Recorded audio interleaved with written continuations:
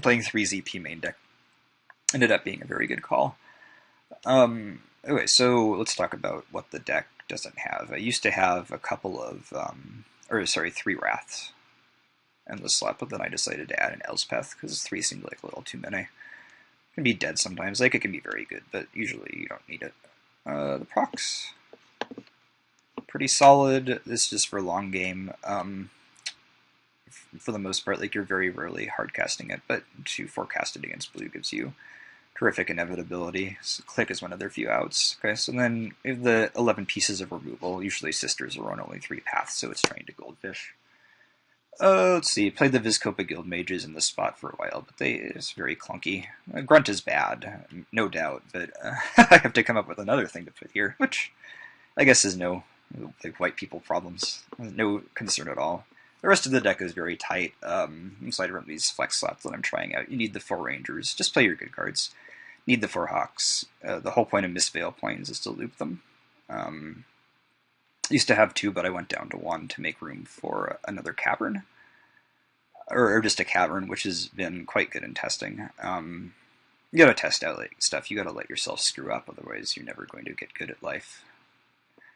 So, having made a lot of mistakes in my life, I've happy with that. Then no fluffy 1-drops like Figure of Destiny and Student of Warfare. People say that they like Weathered Wayfarer is probably the best one. People say that they like those cards, so you don't have to fetch something like a 1 that will be a 1/1 in a certain spot with Ranger. But the fact is that you're very rarely going to win because of that particular situation, and you'll often lose because you drew a bad card. And rest of the deck is pretty self-explanatory. Of the 5 fetches, 3 shrines, 3 chapels, a basic swamp, 4 plains, 2 vaults, which is another very important thing that you use black for, is to win attrition stuff. 4 basic plains, and the 4 Windbrisk Kites, which are the draw engines.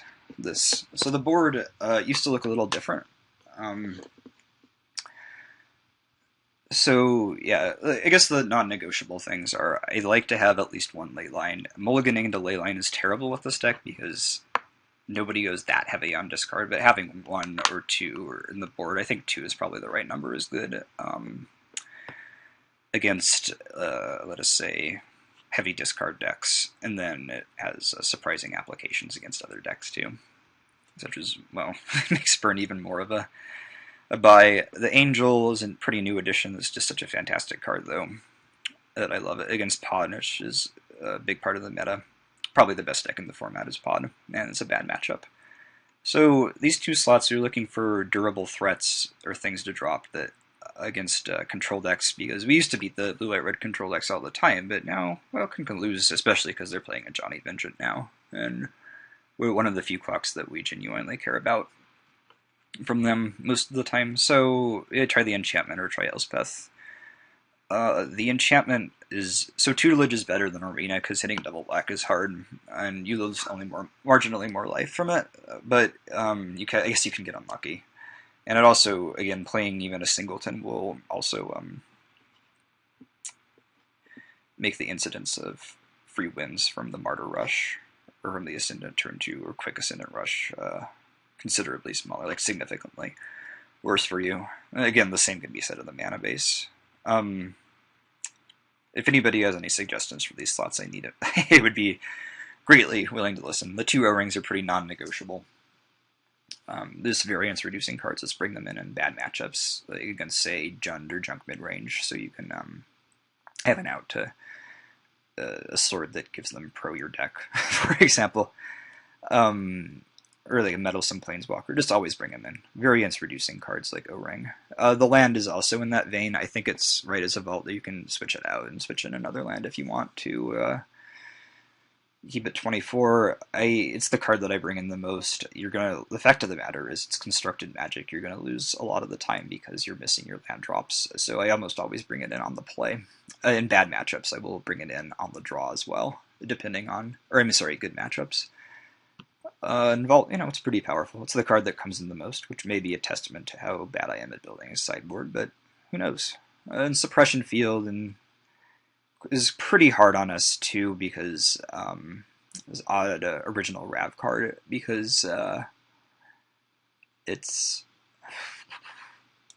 I'm going to make it tougher for a Martyr to do stuff, or our Elspeth, or even our Fetches, or Windbrisk Kites, or Vaults, or Mistveil Points, but it's just that good against Twin and Twin Pod and Pod that it's worth it. Stony Silence again, quite necessary against Argytron. Again, it's possible it should be 3, but I'm trying out a few more slots. So going with a discard slot here.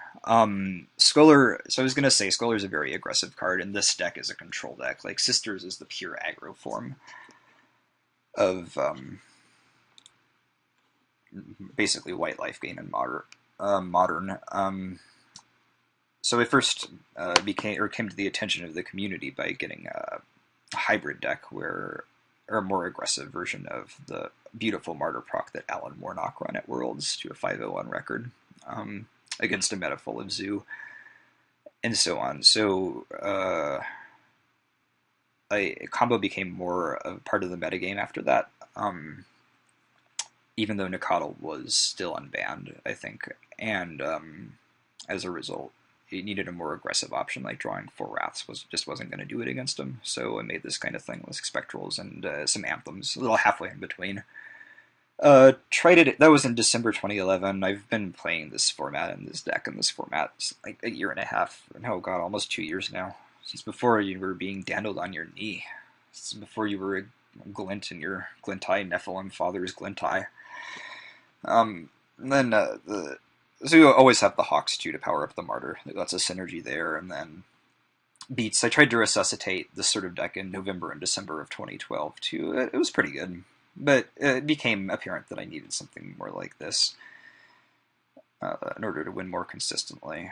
And with the Black Splash, it's just perfect now. You can run like one Zealous P and Orzhov Charm. Actually, I think I have enough good cards to deal with it. Anyway, it's very towards the control spectrum of Martyr decks these days. So then Scholar seems a little dissonant, because Scholar is a very aggressive card. The black-white tokens list that is played masterfully by Melissa DeTora and developed, interestingly, by Craig Wesco is an example of this. It's just another way for them to disrupt and get some beats in, and it sucks against removal, and it doesn't really play well with Wrath, to say the least. But I realize we're not a control deck again when we're boarding against combo that we're trying to clock, like against Twin or something. Or Moligra Pod is, I guess, a notable exception where you bring in the Scholars and keep the Wraths, as you saw a couple matches ago. But with Scholar, you're going to bring them in against, like, Tron, for example. You just need to beat them quickly.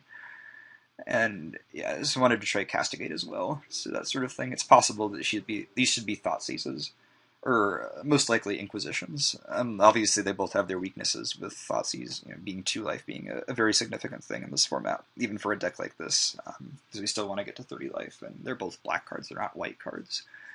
Quite importantly, Brian Kowal was playing this deck last PTQ season. He was developing it, and he said he swore by Thoughtseize. It was the best card in his sideboard, though it seems like at that point you're kind of playing a different deck if you're burning in 4 of those. You're just never going to have a quick rush. It would be more like the deck that you saw at GP Lincoln with the Jotun Grunts and Dark Confidence, a deck that I am now more or less assured is extremely bad, owing to this makes you more vulnerable to sweepers like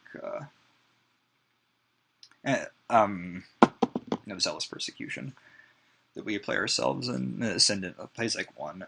I guess it posted a good record, but again, people's decks are very bad on this format. That's what makes it so fantastic. It takes somebody like Caleb or Sam Black sometimes to build a deck in Legacy that is good enough to compete with the metagame, because people's decks in Legacy are just so goddamn good. But everybody in Modern is showing up with an utter pile. I don't care who you are. Your deck sucks. Your deck is very bad against a lot of things, and has a lot of weaknesses. It's nowhere close to being optimized. So then that gives me a nice little arbitrage opportunity to step in and make decks like this. It's a Brewers format, basically. And most people's brews are terrible, terrible, flat, open, warm Coors Light. So I just try to step in with this deck, the Champagne of Beers, which ironically, if you're a member of the Intifada, you are religiously forbidden from drinking. So let's see, let's take a look at the rest of this. Looks like round 3 isn't yet. About to start. So, oh, same guy that we played round 1. About to time out. It was his fault, too. It was definitely his fault. He could have played a little faster and just gotten us. Though, again, we might have won game 3. So then, yeah, I'm just going to take a quick break here and